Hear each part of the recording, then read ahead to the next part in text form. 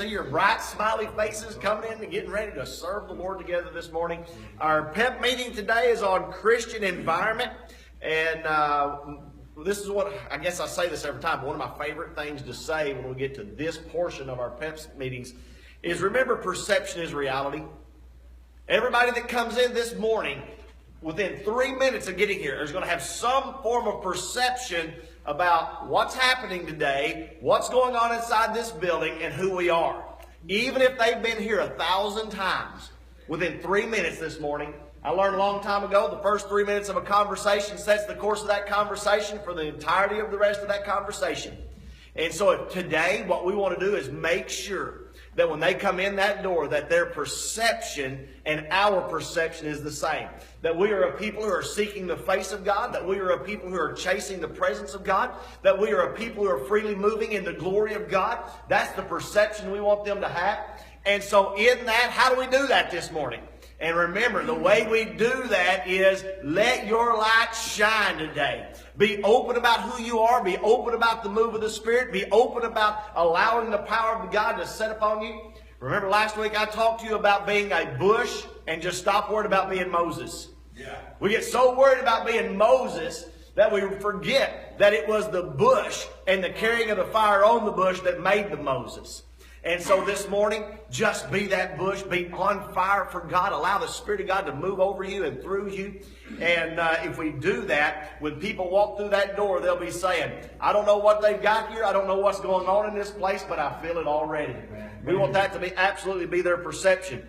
Do every single thing in love this morning. If we do that, we cannot go wrong. Love in the beginning, love in the end, love in the middle. That will create an atmosphere that people long for.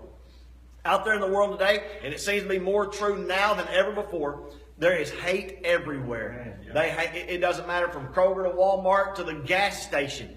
There is not a place out there where you can find somebody to love you.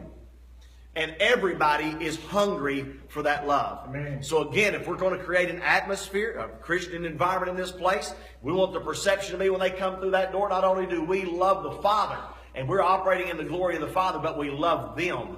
Whoever they are. Remember, we've said it 1,000 times. Doesn't matter if they come in here with a mohawk curled into spikes, 7 foot tall, and have to duck to get through the door. We're going to love them when they come in that door. We're going to love them when they go back out that door. We're going to love them everywhere in between.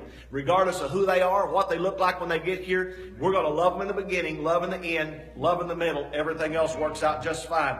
Remember this, your mouth today is going to be the avenue of the atmosphere around you, so be positive all day long.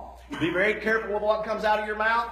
And something that we've mentioned many, many times. Remember, a bitterness is a poison you drink to kill your enemy. And a grudge hurts nobody but you. So put all the bitterness aside, all unforgiveness aside, all of that. Make sure your mouth is very positive today. Use it to glorify and worship the Father. If we do that, everything will be wonderful as far as a Christian environment.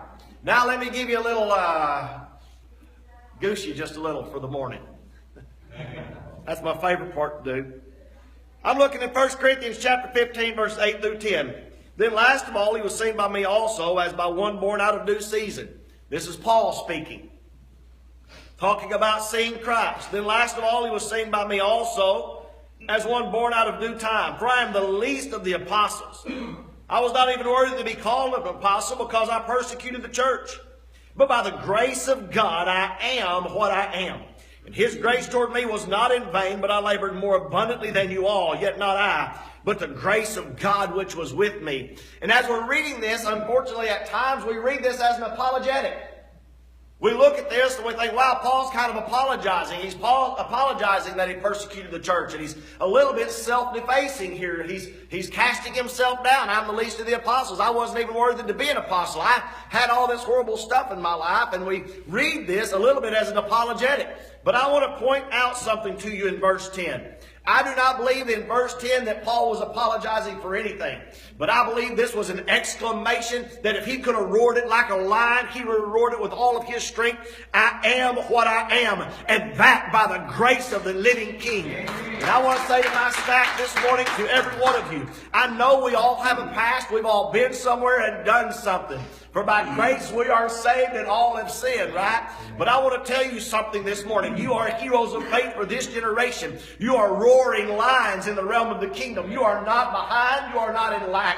But I ask you this morning to take a hold of this verse like Paul did and stand up to your feet and proclaim, I am what I am, and that by the grace of God. And I will work more abundantly than them all to operate in the grace that God has given me. If there are those who are sick today, I have the grace of God to lay my hands on them. If they are lost, I have the grace of God to draw them to an altar. If they are hurting this day, I have the grace of God to bring them to a place of repentance. I have a place to bring them where they can find help for their hurts. This morning, I don't look out at a weak bunch of soldiers. I don't look out at a bunch of people who have lack, but I look out at a bunch of heroes of faith for this generation who are well armed from the top of your head to the bottom of your feet, a sword of the Spirit and a shield of faith. And by grace, you are what you are. You are called for battle. You are called for victory. You are called to be a lighthouse in the darkness.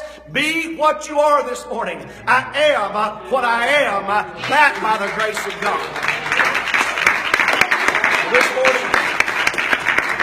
as I love to say, get ready, get ready, get ready, get ready, get ready. I don't know if all of you were here last Sunday night, but what happened in this place last Sunday night, I expect that to just be a springboard to bigger and more and greater. So let's all circle up and get ready at the service this morning and